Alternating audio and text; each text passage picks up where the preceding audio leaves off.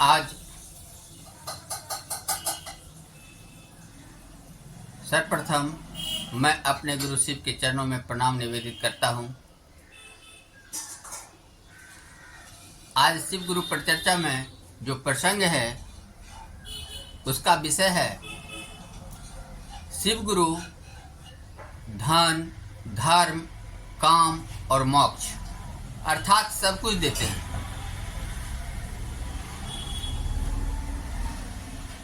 आज हमारे गुरु भाई गुरु बहना के द्वारा यह प्रसंग शिव गुरु परिचर्चा के लिए लाया गया है। इस पर अपने गुरु से आदेशित विचार रखने से पूर्व मैं शिव शिष्य मनोज कुमार आप दृश्य अदृश्य उपस्थित तमाम गुरु भाई गुरु बहना के अंत आत्मा में बैठे आत्म शिव को प्रणाम निवेदित करता हूँ।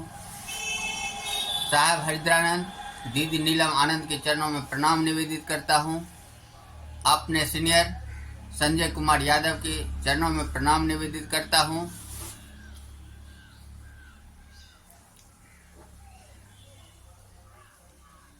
हम सब जैसा जानते हैं शिव को गुरु बनाए हैं आध्यात्मिक ज्ञान के लिए, लेकिन जब एक मानव इस आत्मा की रहस्य को जानने के लिए अर्थात आध्यात्मिक ज्ञान पाने के लिए प्रारंभ में लौकिक गुरु का सहारा लिए और लौकिक गुरु के द्वारा अपने योग, अपनी तपस्या, अपनी चमत्कार सिद्धियां के द्वारा अपने अनुयायियों को मनवांछित लालसा की पूर्ति के लिए वचन छोड़ा गया। अनुयायियों का आध्यात्मिक ज्ञान मिला या ना मिला, लेकिन लौकिक जगत की आवश्यकताएं पूर्ति होती चली गई। इस क्रम में उसे देहिक गुरु को अनुयायियों की भीड़ लग गई। एक पंथ का उद्भव नजर आया और इस तरह एक संस्कृति भी पैदा हो गई। संसार के विविध प्रदेश में, विविध देश में कई धर्मों के, कई विचार रखने वाले, कई पंथ के प्रवर्तक देह गुरु के रूप में कार्य कर रहे हैं। इन सबों से भिन्न सन 1982 में इस कालखंड के महामानव ब्रह्म गुरु भ्राता साहब हरिद्रानंद ने अपने अनुभूति में पाया कि हमारे पूर्वज जिन्हें भगवान के रूप में शिव से दर्शन कराया है, शिव समझाया है, उस देवाधिदेव महादेव जो भगवान के रूप में जाने जा रहे हैं, उसे ही क्यों नहीं गुरु भी मान लिया जाए। यहाँ पर देवाधिदेव महादेव निराकार थे,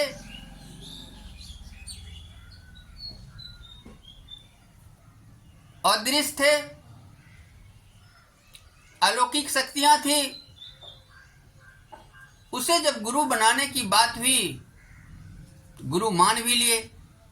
गुरु के रूप में आध्यात्मिक ज्ञान पाने की लालसा से जुड़े, लेकिन काल क्रम से हमारे ब्रह्म गुरु भ्राता के संपर्क में आने वाले हम गुरु भाई गुरु बहना अपनी दैनिक जीवन की आवश्यकताओं की पूर्ति के लिए उनसे कहने लगे कि हमारी अमुक कामनाएं हैं, उसके लिए हमें गुरु से दया करवा दीजिए। हमारे ब्रेन गुरु भ्राता ने भी खुले मन से, खुले दिल से हम गुरु भाई गुरु बहना के आशीर्वाद के तौर पर गुरु से दया करवाते गए। किन्हीं को अपने जीवन में जो धन का अभाव था वह मिट गया, किसी को अपनी प्रसिद्धि धर्म वक्ता के रूप में पाना था, उसे प्राप्त हो गया। लौकिक जगत में विविध अवस्थाओं के लोग थे, उनकी समस्याएं थी काम का, जिसे जिस भाव में रख सकते हैं, या वर्क के रूप में रख सकते हैं, या सेक्स के रूप में रख सकते हैं, वह भी पूर्ति की बातें हुई। वह भी गुरु की दया से उसकी योग्यता और क्षमता के हिसाब से प्राप्त हुआ। और यह तीन बात, धन, धर्म, काम, यह तीन की जब आवश्यकताएं पूर्ति हो गई तो बहुत सारे गुरु भाई गुरु बहना ने इन बातों को मानना शुरू कर दिया। यह अलौकिक शिव गुरु सब कुछ देने में सक्षम है। अब एक बात रही मोक्ष। मोक्ष का मतलब होता है जन्म मरण के चक्र से छूट जाना। लेकिन कुछ गुरु भाई कुछ गुरु बहना का ऐसा अपने मन की विचार है, उसकी शिव का उसके द्वारा आदेशित विचार है कि मुझे यह लालसा नहीं है कि मैं इस संसार में दोबारा नहीं आऊं। मैं जीव के रूप में जब तक रहूं, शिव के सानिध्य में रहूं, यही मेरे लिए मोक्ष है।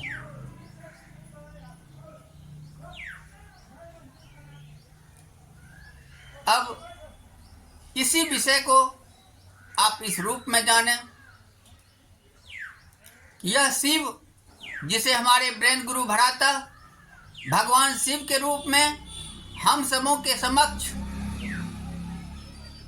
दर्शन कराए, शिव शिष्टता विचार हम सबों तक पहुंचाए, अपनी अनुभूति से बतलाने की कार्य किए, और हम लोगों ने मान करके फर्क करके यह देख चुके हैं कि शिव गुरु हैं, शिव गुरु होते हैं। वे शिव गुरु आज संसार के विविध प्रदेश में, विविध देशों में, विदेशों में, जहां भी जो व्यक्ति जिस भी अवस्था में हो, जिस भी धर्म के हो, जिस संस्कार के हो, जिस परिवेश में हो, अभाव में हो या सुख में हो, उसकी मनोदशा, उसकी अवस्था कुछ भी हो, अगर उन्होंने अपने भीतर उस ब्रह्मांडीय ऊर्जा जो शिव के रूप में, आत्मा के रूप में उसके अंदर उपस्थित है, सचमुच में वह उसका गुरु है। और उस गुरु की आदेश का मानना उस व्यक्ति के लिए उसे शिष्यता की ओर पहला कदम बढ़ाता है। हम शिव शिष्य या शिष्या अपने गुरु के द्वारा आदेशित अभिप्रेरित विचार को मान करके अपने आचरण में परिवर्तित करते हैं, निर्णय लेते हैं, कदम बढ़ाते हैं। यह माना जाएगा कि आपने अपने गुरु की आदेशित कार्यों का अनुपालन किया है। उसका प्रतिफल यह होता है, अपने गुरु के द्वारा आदेशित कार्यों के करने से आपके आचरण परिमार्जित होते हैं।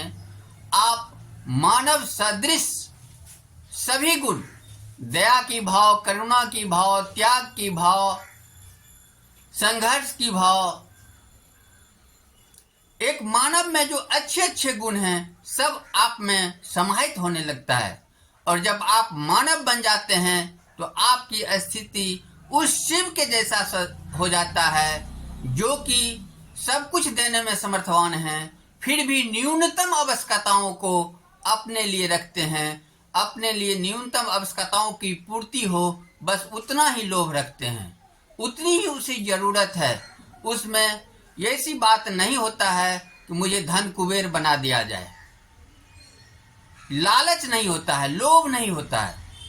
उसे भी धन की जरूरत है, लेकिन उसकी किसी भी गतिविधि के लिए, किसी प्रकार की कार्य को संपादित करने के लिए धन की आवश्यकताएं जो होती है वह निश्चित रूप से पूर्ति होती है। इसीलिए एक मानव को अपने लिए भोजन, वस्त्र, आवास की जो आवश्यकताएं हैं, उसके लिए जो धन की आपूर्ति है, उस शिव के द्वारा निश्चित रूप से एक शिव या शिष्या के लिए होते रहता है। यह आर्थिक उपार्जन के लिए जो गतिविधि है, विविध प्रकार की क्रियाओं को करने की जो बात होती है, उसके लिए हम शिष्य या शिष्या को जो समय लगता है, जो पूंजी लगता है, उसमें उस गुरु की दया से कम समय लगता है, न्यूनतम मात्रा में पूंजी लगता है और परिश्रम भी कम ही लगता है सापेक्षतः अन्य व्यक्तियों के तुलना में। इस तरह हमारे गुरु हमें अपनी न्यूनतम आवश्यकताओं की पूर्ति के लिए धन प्रबंध करते हैं। हमारे आचरण को परिमार्जित कर करके एक सुंदर मानव धर्म अर्थात मानवीय आचरण से परिपूर्ण जो सद्गुण, एक महामानव की ओर आपको अभी प्रेरित करता है, ऐसे आचरण आप में परिलक्षित होने लगते हैं। आप धरातल में शिव शिष्य के रूप में जाने लगते हैं। आपको देख करके व्यक्ति अपने आप को शिव के दर्शन समान धन्य की अपने आप में भाव लाता है कि मुझे अमुक शिव शिष्य का दर्शन हो गया। इस तरह शिव अपने जैसा भी बनाते हैं, यानी शिव धर्म, शिव के समान आप में वह गुण होता है। आप समर्थवान होते हुए भी त्याग की भावना रखते हैं। और काम जो व्यक्ति आज हमारे इस शिव शिष्टा पंथ में जुड़ करके शिव का कार्य कर रहे हैं, कोई अपने मनोरंजन के लिए शिव शिष्टा प्रचार करने के लिए विविध प्रकार के साजबाज को लेकर के गांव में जा रहे हैं, उनसे अपेक्षा रहता है भोजन वस्त्र के अलावा कुछ मुद्राएं भी प्राप्त हो, अर्थ उपार्जन भी हो। उनके लिए भी यह काम है। बेरोजगारी रोजगार में बदल गया। कुछ लोग टेंट लगाने के काम करते हैं, कुछ एक जगह बड़े बड़े सम्मेलन, बड़े बड़े आयोजन के लिए जो व्यवस्था करते हैं, उसके रूप में उसे पारिश्रमिक दिया जाता है, उसके लिए वह काम है। कुछ ऐसे भी व्यक्ति हैं जो इसी बहाने, शिव चर्चा के बहाने एक दूसरे से संबंध जोड़ने के लिए अपने कुटुंबजनों से बातचीत तक छेड़ते हैं। वह स्थल उसके लिए पर्यटन के अलावा, आध्यात्मिक केंद्र के अलावा अपने नए नए संबंधों को विकसित और जोड़ने के लिए एक स्थल का भी कार्य करते हैं। इस तरह यह तीन बातें, धन, धर्म, काम की पूर्ति हो जाने के बाद मोक्ष की बात आता है। और मोक्ष की बात आप सचमुच, मैंने जो अनुभव किया है वही आपसे बतला रहा हूं। इस आत्मा का परमात्मा से सदा के लिए मिल जाना ही मोक्ष है।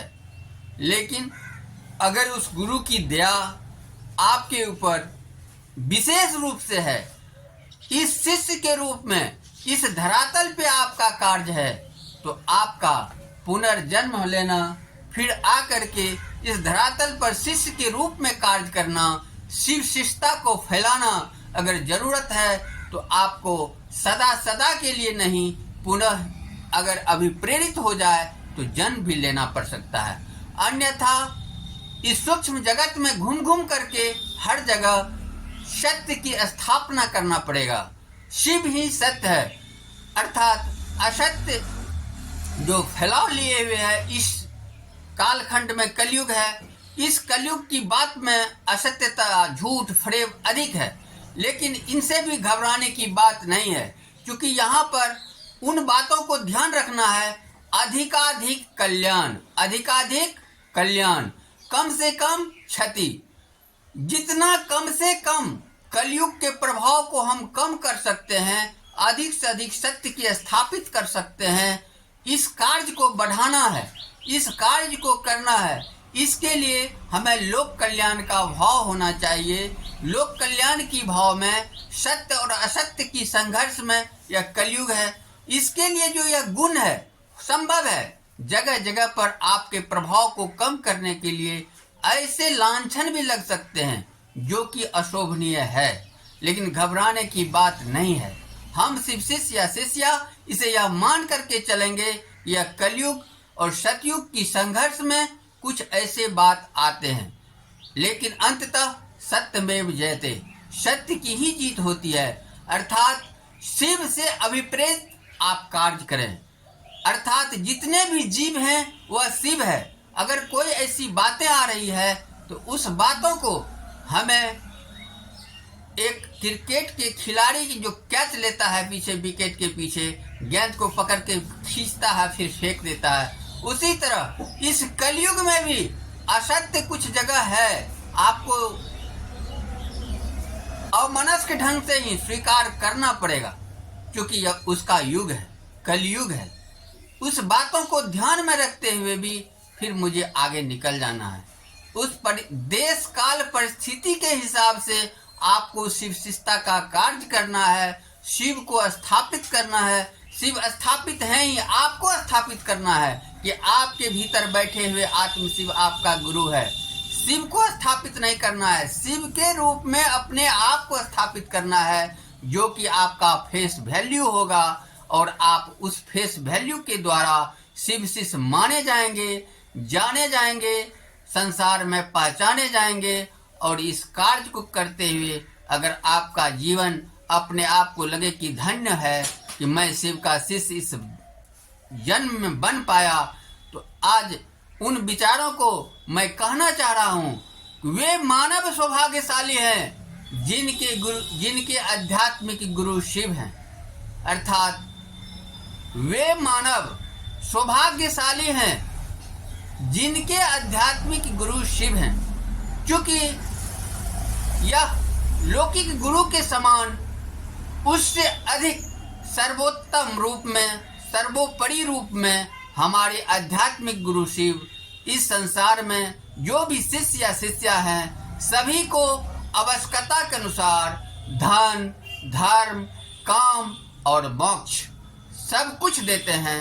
अर्थात शिव गुरु परिचर्चा का जो विषय था यथासाध्य मैंने अपने गुरु आदेशित आप सबों के समक्ष रखा है। अगर यह विचार पसंद आए तो मेरे चैनल शिव शिष्य बने को आप लाइक करेंगे, शेयर करेंगे।